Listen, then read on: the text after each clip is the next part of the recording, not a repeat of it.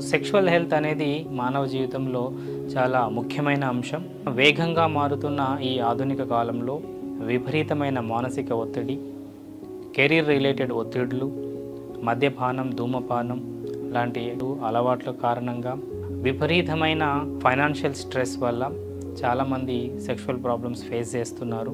దానివల్ల వాళ్ళ జీవితాలని, వాళ్ళ రిలేషన్షిప్స్ని దెబ్బతీసుకుంటున్నారు.